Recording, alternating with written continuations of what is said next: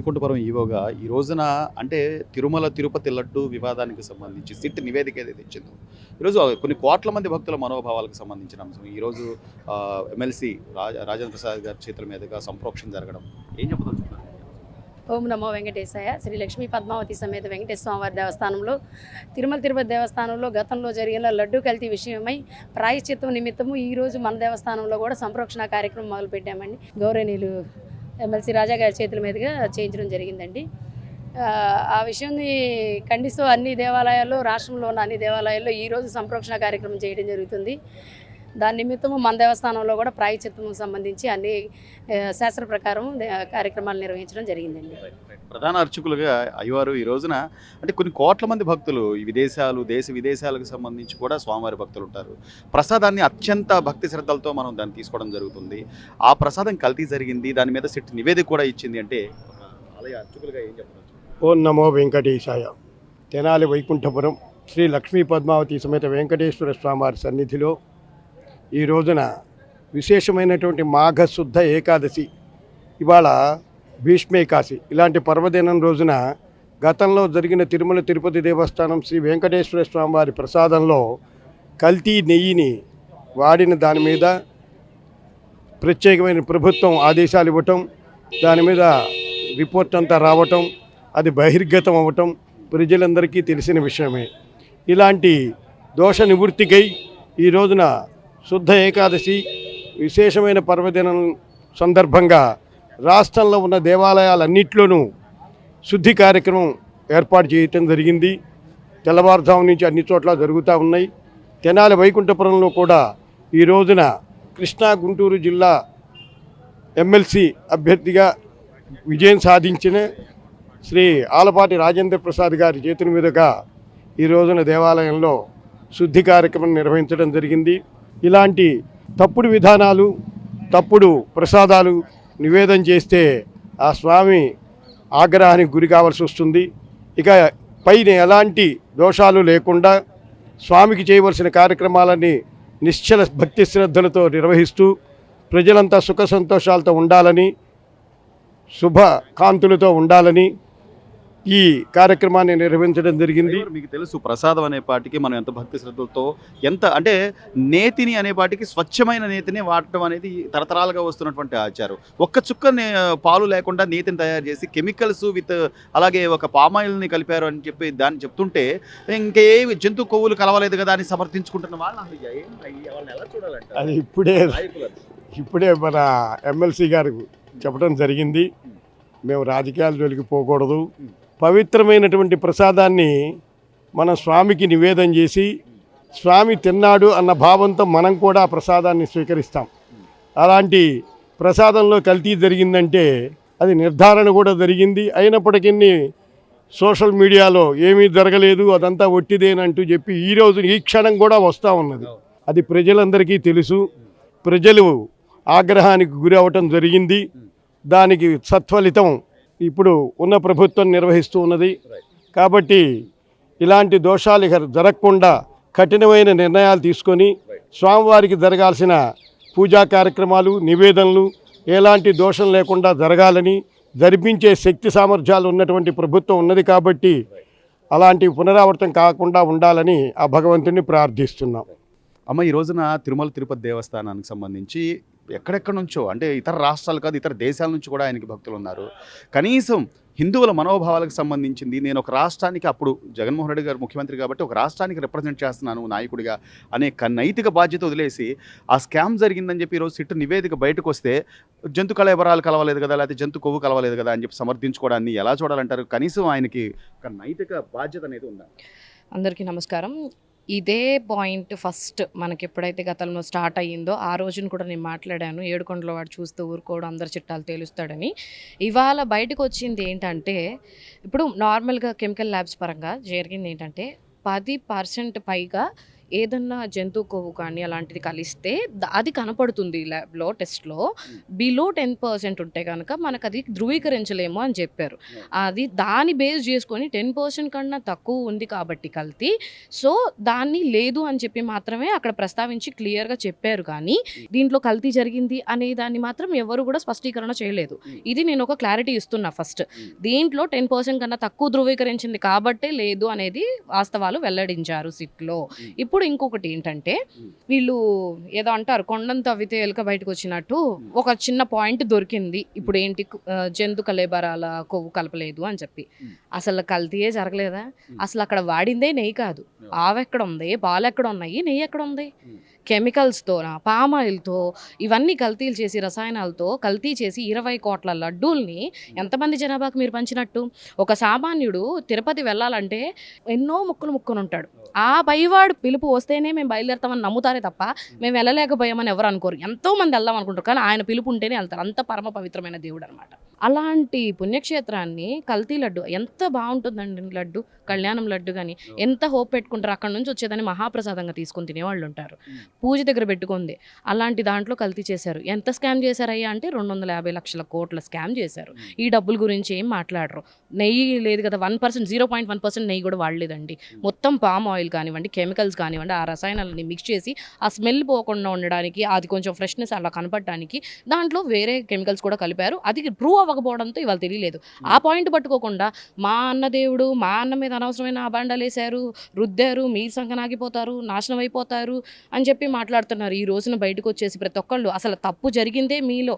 2019 నుంచి 24 వరకు అంటే మరి 2019కి ముందు ఎన్ని గవర్నమెంట్లు చేసినాయి? జగన్మోహన్ రెడ్డి వాళ్ళ నాన్నగారు కూడా పరిపాలించారు కదా, మరి అప్పుడు ఎందుకు రాలేదు ఈ స్కామ్ గురించి బయటికి? పోనీ ఇలా కల్తీ జరుగుతుందని ఎందుకు రాలేదు? వాళ్ళ నాన్న కూడా కొద్దో గొప్ప ఆ దేవుడికి విలువ ఇచ్చాడు కాబట్టి అక్కడ ఆయనతో పెట్టుకోకూడదని చెప్పి చేసుకున్నారనమాట. ఈ రోజున బయటకు వచ్చి బర్రెరిసినట్టు మళ్ళీ కెమెరా ముందుకు వచ్చి మా జగనన్న అన్నారు, మా జగనన్న అసలు మీ జగనన్న చేసిందే కల్తీ అమ్మ మహా తల్లి, కన్ను విప్పండి అందరూ. మాట్లాడితే నువ్వు లాస్ట్ గవర్నమెంట్ ఉన్నప్పుడు వెళ్ళావు కదా తిరుపతికి, పొలవమంటూ తిరుపతి నెలకు 2 సార్లు 3 సార్లు ఓ 100 మందిని వేసుకుంటా టికెట్లు అమ్ముకొని మరి పోయావు కదా. మరి ఈ రోజున నువ్వు ఆ కల్తీ గురించి మాట్లాడకుండా కొవ్వు లేదని చెప్పారు మీరు మా నోరు పారేసుకున్నారని ఎందుకు ఈ మాటలన్నీ? అసలు జరిగిందే కల్తీ. పుట్టగతులు లేకుండా నామరూపాలు లేకుండా పోతారండి. ఎలా అంటే నెక్స్ట్ ఎలక్షన్కి కనీసం పోటీ కూడా చేయరు. మీరు అన్నట్టుగా అంటే మన స్వామివారి లడ్డూ ప్రసాదాన్ని మహాప్రసాదంగా భావిస్తాం. దానిలో సువాసన కానివ్వండి, లేకపోతే ఆ నేతికి సంబంధించి కానివ్వండి, ఏ కెమికల్ వాడితే మరి అట్లా జరిగి ఉంటుంది. పోనీ ఒకవేళ జంతు కళేబరానికి సంబంధించిన కొవ్వు కలవలేదా అని వాళ్ళు అంటే కల్తీ జరిగిందని వాళ్ళు చెప్తున్నాను. అంటే కల్తీ జరిగింది ఒప్పుకోవడం లేదు అక్కడ కూడా.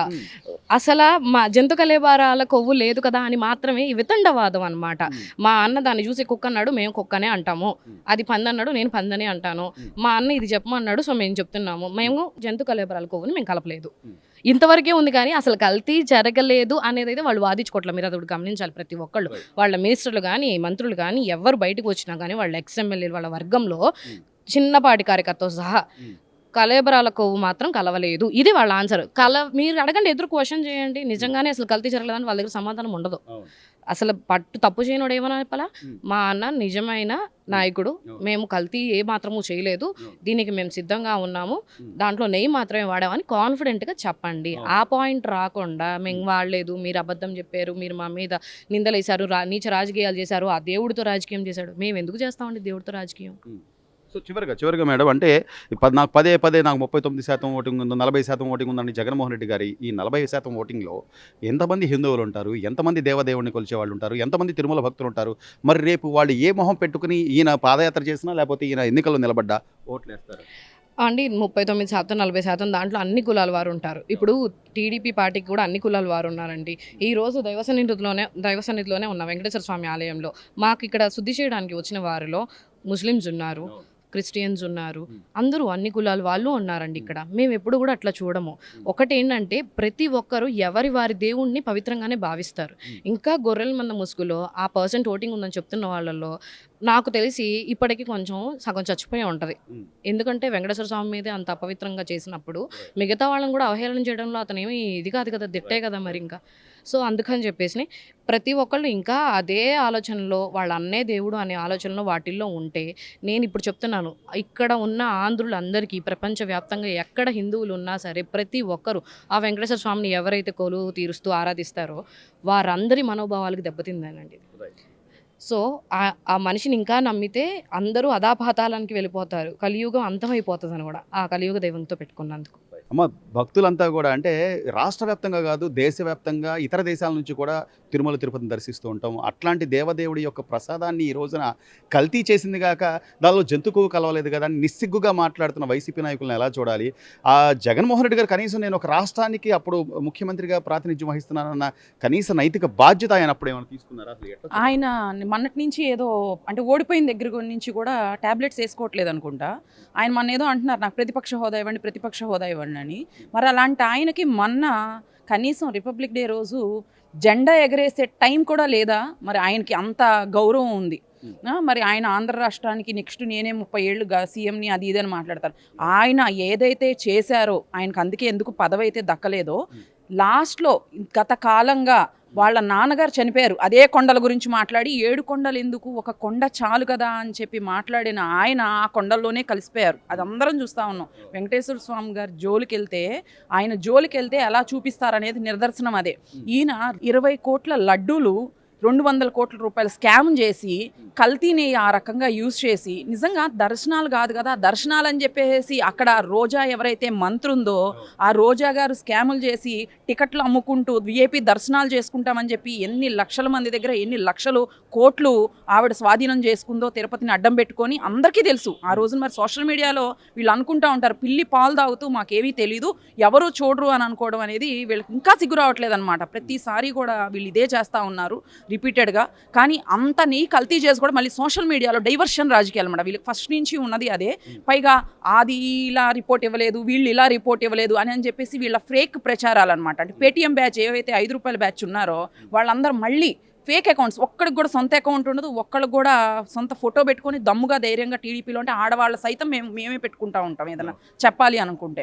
మళ్ళీ డప్పు కొట్టుకుంటా ఒకే స్క్రిప్ట్ అనమాట. ఒకే స్క్రిప్ట్ పట్టుకొని జగన్మోహన్ రెడ్డి వచ్చేస్తారు, ఇంకో మంత్రి మాజీ మంత్రి వచ్చేస్తారు, రోజా వచ్చేస్తుంది, బొత్స వచ్చేస్తాడు, ఇంకా రకరకాలుగా అనమాట. వచ్చి కనీసం వాళ్ళకి మినిమం నాలెడ్జ్ ఉండదు. వీళ్ళు ఎంత చేశారు, అరే మంది తప్పు మనం ఇప్పుడు వెళ్ళి మాట్లాడొచ్చు అని కూడా భజన చేసేస్తే నెక్స్ట్ ఏదో మినిస్ట్రీ ఇస్తాడు జగన్మోహన్ రెడ్డి. ఈయనే 1 టైం సీఎం, ఈయనే ఎమ్మెల్యే, కనీసం ఎమ్మెల్యేగా ఓట్లేసి గెలిపించిన ప్రజానికానికి ఆయన కాన్స్టిట్యున్సీలో ఎన్నిసార్లు తిరుగుతున్నారని జగన్మోహన్ రెడ్డి గారు ఈ రోజు వరకు వెళ్ళారా? మరి ఆయన ఓట్లేసి గెలిపించారు కదా, మరి ఆయన వెళ్ళి కాన్స్టిట్యున్సీలో ప్రజల సమస్యలు అసెంబ్లీకి రావాలి కదా, అసెంబ్లీకి రావడానికి దమ్ము ధైర్యం లేదు.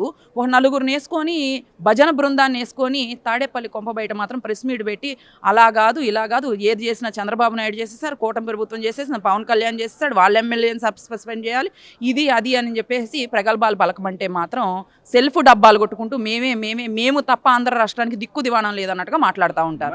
మళ్ళీ ఇంకోసారి నేను పాదయాత్రకు వస్తాను, ప్రజలను నేనే ఉద్ధరిస్తానని చెప్పుకునే జగన్మోహన్ రెడ్డి గారు ఇన్ని కోట్ల మంది భక్తుల మనోభావాలకు సంబంధించిన అంశం ఈ రోజున సిట్ నివేదిక ద్వారా బట్టబయలైంది. ఏ మొహం పెట్టుకుని ఆయన బయటకు వస్తాడు, ఏ మొహం పెట్టుకుని ఓట్లు అడుగుతాడు? ఇన్ని కోట్ల మంది హిందువుల భక్తుల మనోభావాలకు సంబంధించిన అంశంగా మీరేం చెప్తారు?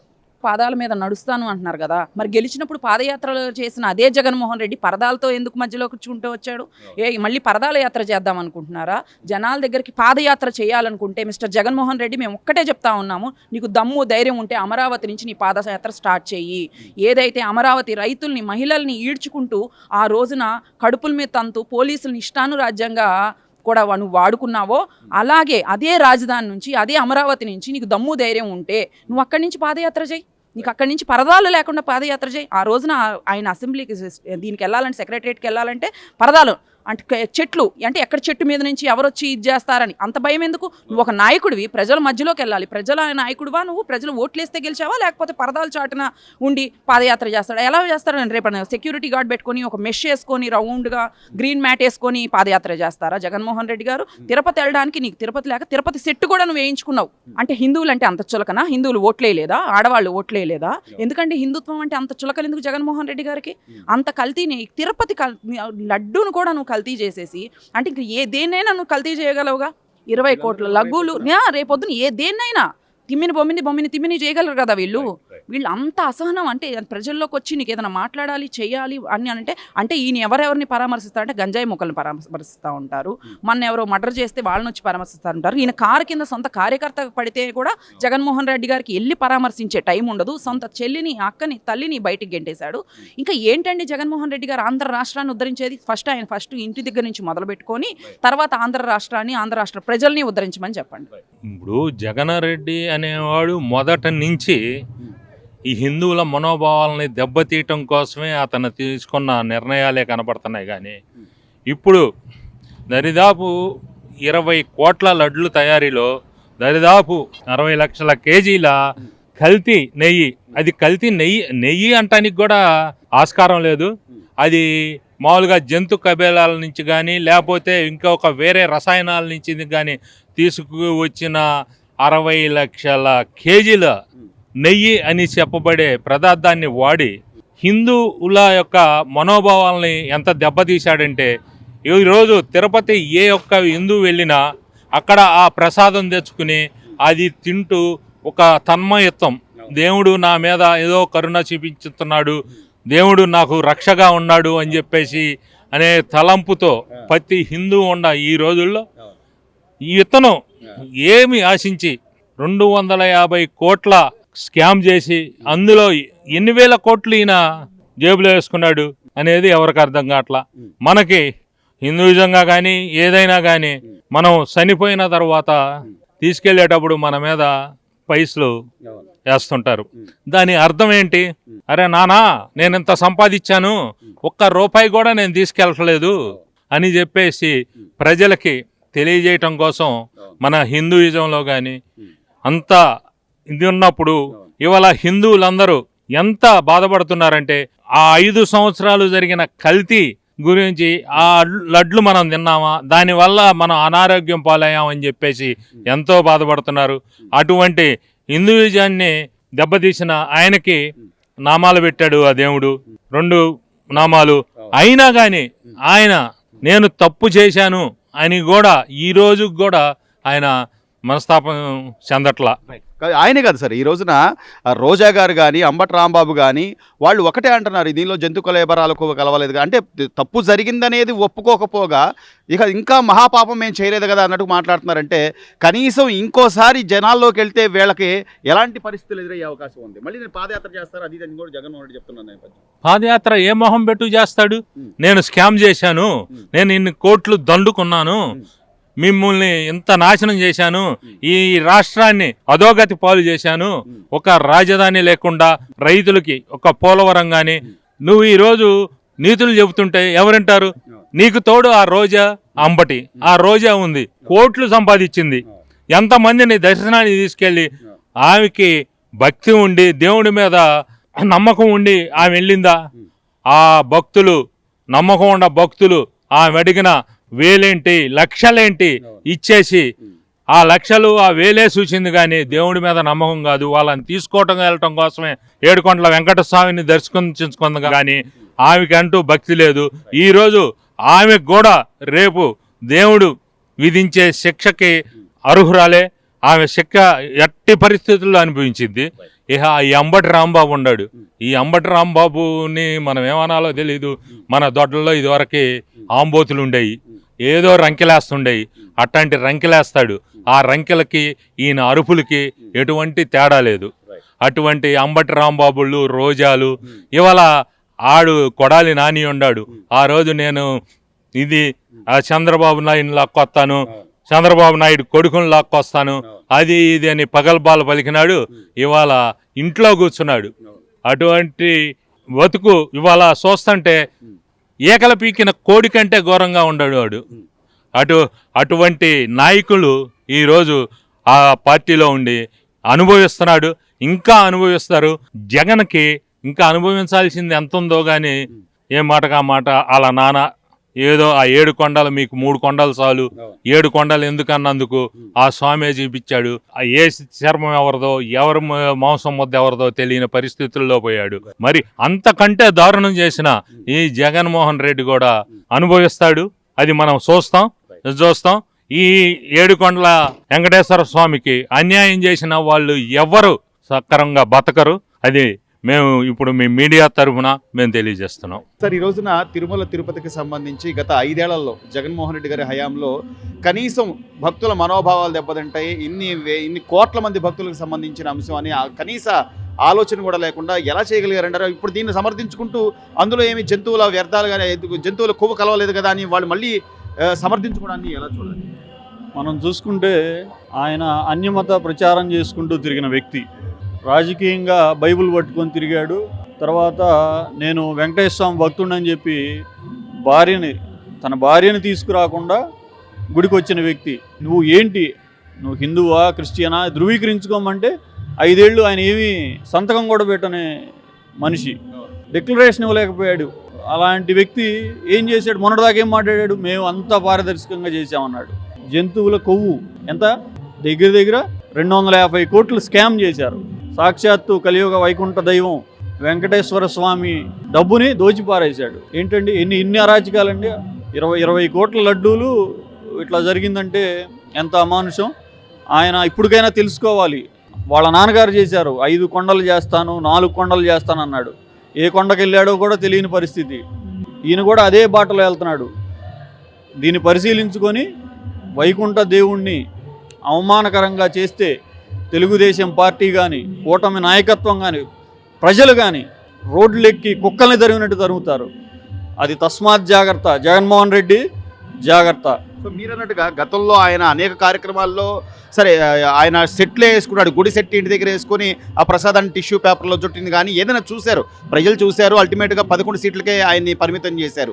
అయినా కూడా ఇప్పటికీ కనీసం పశ్చాత్తాపం లేకపోగా ఈ రోజున చివరికి తిరుమల తిరుపతి దేవస్థానానికి సంబంధించిన లడ్డు ప్రసాదాన్ని కూడా వదలలేదంటే అంటే ఇంకా ఏంటి, ఇంకో 20-30 ఏళ్ళు నేనే ఉంటాను, ఎవరు నన్ను అడగలే అన్న ధీమా అంటారా? లేకపోతే అసలు ఆయన ఎలా ఈ పాపానికి మహాపాపానికి ఒడిగట్టాడండి? ఆయన రాక్షసుడండి. తల్లి లేదు, చెల్లి లేదు, భగవంతుడు లేదు, ప్రజలు లేదు. ఆయనకి ఎవరో అవసరంలా. ఆయన డబ్బులు దాచుకోవాలి, అధికారం ఎక్కాలి. ఆయన మీద ఉన్న కేసులు మాఫీ చేయించుకోవడానికి ఎవడకాళ్ళైనా పట్టుకుంటాడు, ఏదైనా చేస్తాడు. అధికారం, డబ్బు. భగవంతుడు అనే భయం లేదు, భక్తి లేదు, ఏమీ లేదు. ఆయన ఏమాత్రం ఆ యేసుక్రీస్తు వారినైనా ఆయన నిజంగా ప్రేమించి భక్తిగా చూస్తాడో లేదో అనుమానమే. కానీ ఆయన ఆ దేవుడి జోలికి వెళ్ళి హిందుత్వాన్ని వ్యతిరేకించి చేశాడు కాబట్టి ఈరోజు ఆ 11 సీట్లకు పరిమితం అయ్యాడు. ఇదే విధంగా పోతే తండ్రికి పట్టిన గతే తనయుడు కూడా అనుభవించే పరిస్థితి ఉంటుంది. ఈ మాట మాట్లాడకూడదు, కానీ ఆయన చేసే పనులకు మాట్లాడక తప్పట్లేదు. చివరిగా ఆయన నాయకులు కూడా ఈ రోజున అంబటి రాంబాబు లేదా రోజా బయటకు వచ్చి ఆవిడ కూడా ఏం మాట్లాడుతుందంటే అందులో జంతు కొవ్వులు కలవలేదు కదా, ఈ పాపాన్ని మాకెందుకు పెట్టాలనుకున్నారు? లేకపోతే అప్పట్లో అసలు అన్నప్రసాదాల దగ్గర నుంచి తిరుమల తిరుపతి లడ్డూ ప్రసాదం వరకు కూడా ఎన్ని విమర్శలు వచ్చాయి, ఎంతమంది ఫేస్బుక్ ద్వారా వాళ్ళ ఆవేదన వ్యక్తం చేశారనేది చూసాం. అయినా కూడా నిస్సిగ్గుగా సమర్థించుకోవడానికి ఎలా చూడవచ్చు? అంబటి రాంబాబు గారు వెళ్ళి తిన్నారుగా, మొన్న తిని బ్రహ్మాండంగా ఉందని చెప్పారుగా. ఇంతకుముందు ఎప్పుడు రోజా గారు మన ఆ డెకరేషను అదంతా లైటింగు ఆ వెలుతురు అదంతా చూసి మునుపెప్పుడూ లేదు అంత ఆనందంగా ఉందా మాకంది. వాళ్ళకి తెలియదా? మనసు గుండె మీద చెయ్యేసుకొని అనుకుంటే ఆలోచిస్తే తెలుసుద్ది. ఊరినే జగన్మోహన్ రెడ్డి గారికి తప్పట్లో కొట్టి బాజాలు వాయించడానికి తప్పితే వీళ్ళు నిజాలు మాట్లాడితే వాళ్ళ తలకాయలు 1000 ఒక్కలవుతాయి. సో ఈ గుర్తెరిగి ఇప్పటికైనా జాగ్రత్త పడితే జనం మెచ్చుతారు. లేదనుకుంటే మీరు రేపు 1వ నెంబర్ సీటుకి పరిమితం అవుతారు. తిరుమలలో వెంకటేశ్వర స్వామి గారితో పెట్టుకున్న ఏ వ్యక్తి కూడా బాగుపడే పరిపాలన చేసినట్టు ఎక్కడ చరిత్ర పుటల్లో లేదు. ఇలాంటి కల్తీ చేసి ఇంకా నేను అన్ని విధాలుగా నిజాయితీపరుని, ఇదంతా తెలుగుదేశం పార్టీ చేసిన బూటకం, చంద్రబాబు నాయుడు గారు మా మీద బుధ జల్లుతున్నారని చెప్పి మాట్లాడటం అనేది అతనుకున్న క్రిమినల్ మైండ్కి ఇది పరాకాష్ట.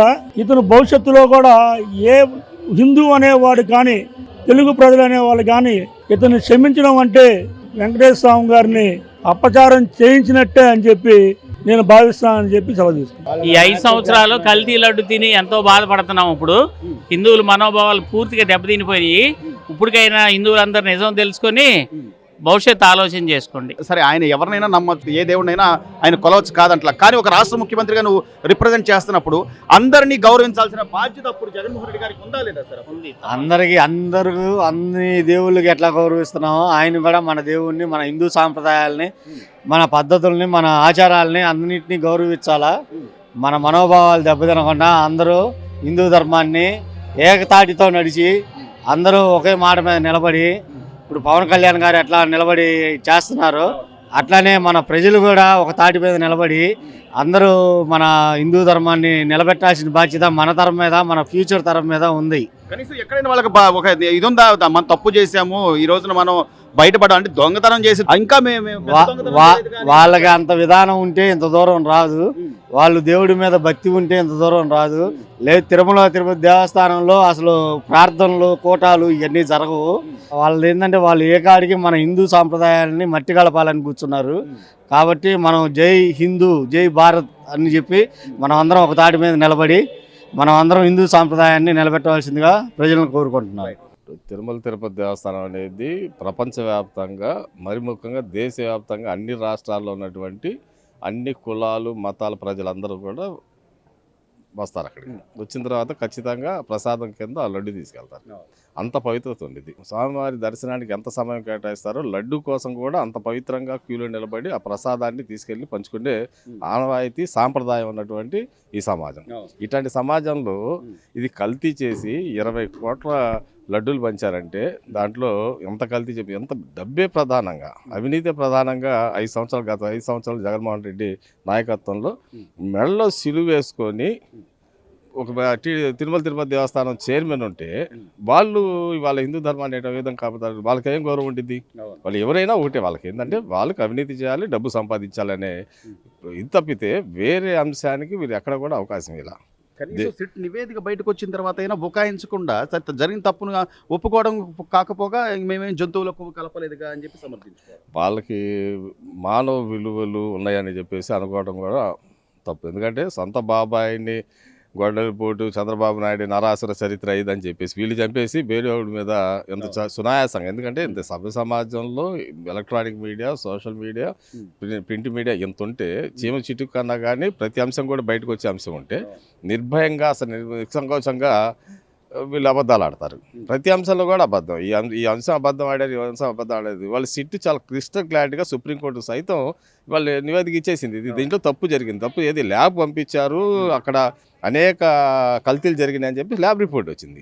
ఏది జరిగినా కానీ సుప్రీంకోర్టు నిందిస్తారు, హైకోర్టు నిందిస్తారు. ఆ విధంగా దాన్ని పక్క ట్రాక్ పట్టించే ప్రయత్నం చేస్తారు. ఎంత చేసినా కానీ ఇవాళ నిగ్గు తెలిసింది, ఖచ్చితంగా వీళ్ళు దొంగలని బయటపడింది. Please subscribe to Leo news for more videos.